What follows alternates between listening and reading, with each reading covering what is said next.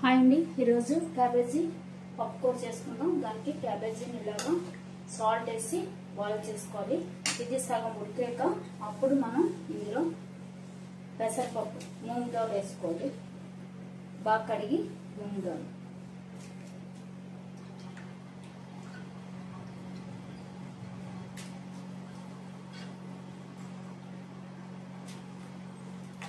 వేసి ఉడకనివ్వాలి.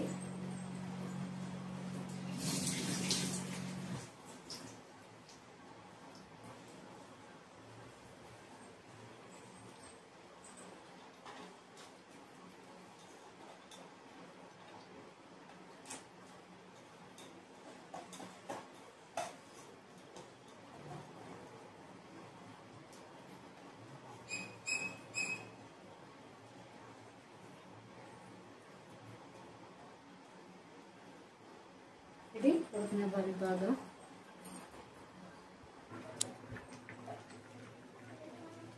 చక్కగా ఇలా ఉడకాలి. పెసరపప్పు బాగా మెత్తగానే అయిపోకూడదు, అలాగని ఉడకపోయినా పోకూడదు. చూసుకోవాలి మనం ఎప్పటికప్పుడు. ఇంకా ఉడకాలి. చూస్తారు కదా, ఇలాగా బద్ద చిదుగుతున్నట్టుగా కనిపిస్తుంది, అప్పుడు ఉడికిపోయినట్టు. ఇలా బద్ద కొంచెం చిదిగినట్టు కనిపిస్తుంది.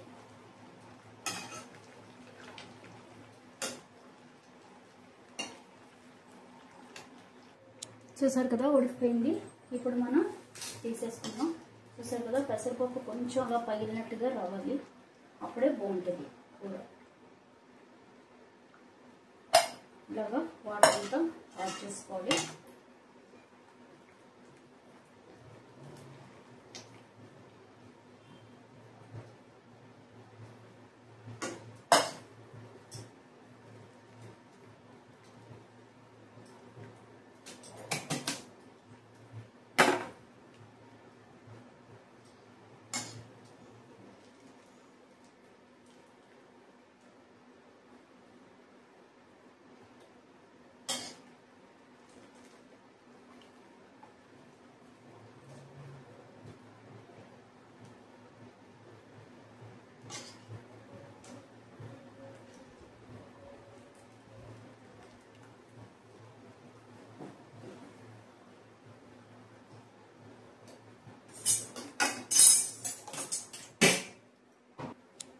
చూసారు కదా, ఇలా ఆయిల్ పెట్టి దీనిలో మినపప్పు, జీలకర్ర, ఆవాలు, రెడ్ చిల్లీ పోపు వేసుకోవాలి.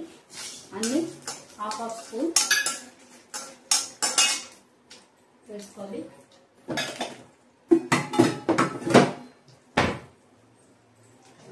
కొంచెం ఇందులో వేరుశనగ నూనె వేసుకుంటే బాగుంటుంది, బ్రౌన్ నట్ ఆయిల్. చూసారు కదా, అలా నురుగు వస్తుందంటే బ్రౌన్ నట్ ఆయిల్ ఇది. వేసి పోపు వేయించుకోవాలి. ఇప్పుడు ఇంగువ కొంచెం ఎక్కువ బాగుంటుందండి కూరకి. ఇంగువ ఇష్టం లేని వాళ్ళు గార్లిక్ కూడా వేసుకోవచ్చు.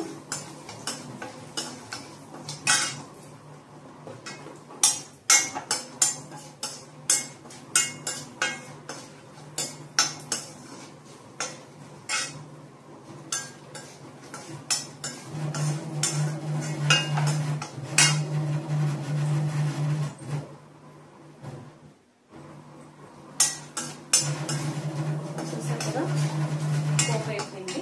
ఇప్పుడు క్యాబేజీ వేసింది.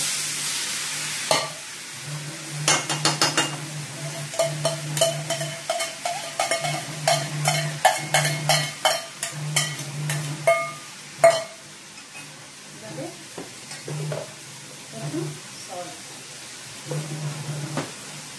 ఆల్రెడీ మనం ఉత్తరం వేసాం.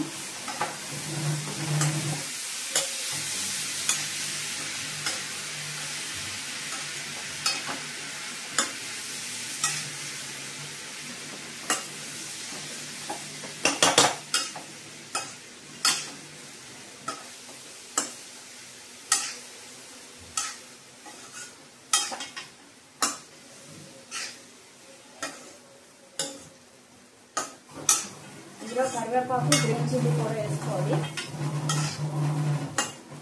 వేస్తాను అది లేదు కాబట్టి నేను వేయటం లేదు. అవి వేస్తే బాగుంటుంది. కరివేపాకు, గ్రీన్ చిల్లీ కావాలనుకున్న వాళ్ళు జింజర్ కూడా వేసుకుంటారు. ఇది రైస్లోకి, అన్నంలోకి కూడా ఇది చపాతీలోకి కూడా బాగుంటుంది. చూసారు కదా, ఇలా వేగాక మనం కాసేపు సిమ్లో పెట్టి మూత పెట్టి వేయించుకోవాలి. కింద వాటర్ లేకుండా చూసుకోవాలి. 3 వంతులు వాటర్ ఉండదు, వాష్ చేస్తాం కాబట్టి. చూసారు కదా, ఇలా పొడపొడలాడుతూనే ఉంటుంది. సూపర్ ఉంటుంది. దీన్ని రైస్ కింద కూడా చేసుకుంటారు. ఇందులో రైస్ వేసి కలిపి కొంచెం కందిపొడిలాగా వేసుకుంటే బాగుంటుంది. ట్రై చేయండి తప్పకుండా. Thank you. ఇలా సిమ్లో పెట్టి ఒక 5 మినిట్స్ నుంచి ఆపేయడమే. Thank you. చూసారు కదా, ట్రై చేయండి తప్పకుండా. బాయ్.